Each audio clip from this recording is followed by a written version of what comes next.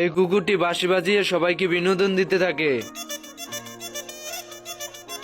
এর ভিতরে শকুন চলে আসে ডাকাতি করার জন্য এবং এসে আশেপাশে তাকিয়ে বলতে থাকে বর্তমানে রোহিঙ্গার মতো আছে আর কি। এরপর কাঠঠোকরাকে দেখে টাকার জন্য হুমকি দিতে থাকে। তোর মরণের চুলকানি উঠছে, আমি তোরে মলম লাগাই দিমু।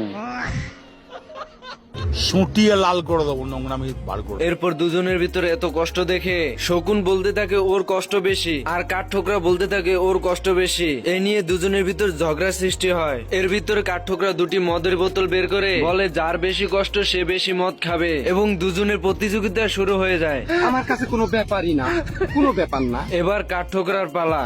स्वागत तो करो हमारा। কাঠঠোকরাকে মদ ঢালতে দেখে এদিকে শকুন আগে ভাগে এক ডোক মেরে দেয়। এই কাঠঠোকরাটি মরুভূমির উপর দিয়ে গান গাইতে গাইতে যাচ্ছিল। ডালা ডালা রঙের ডালা গো। এইদিকে এই নেতা জনগণের কাছে দুর্নীতির বিরুদ্ধে ভাষণ দিতে থাকে। তোমাদের যা কিছু আছে তাই নিয়ে প্রস্তুত থাকো। এইদিকে ডাকু সর্দার নেতার এমন বক্তব্য শুনে গুলি বের করে বলতে থাকে সাবান দিয়ে হাত ধোবেন, নৌকা মার্কায় ভোট দিবেন।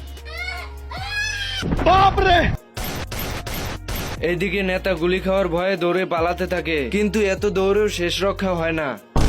খতম, বাই বাই, টাটা। এরপর ডাকু সর্দার মৃত্যু কনফার্ম দেখে খাতায় লিখে ফেলে, কিন্তু খাতায় লাশের সংখ্যা কম দেখে ডাকাত বলতে থাকে আস্তে আস্তে বাদ দিয়ে দেবো ভাই, আমি আর এই জগতে থাকবো না।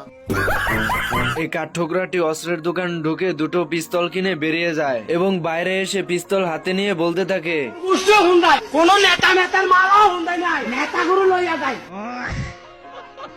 কাঠঠোকরা তো একা একা বক বক করতে থাকে। এর ভিতরে এলাকার বড় ডন ইগলকে দেখতে পায়। वाओ क्या लड़का है, वेरी हैंडसम बॉय। গাইস, এমালে বড় ডন দেখে তার বিড়ি খাওয়ার স্টাইলটা দেখুন। প্রথমে গুলিটা বের করে তার ভিতরে কাগজ ঢুকে তার ভিতরে মশলা দিয়ে মুখের ভিতর ধরতেই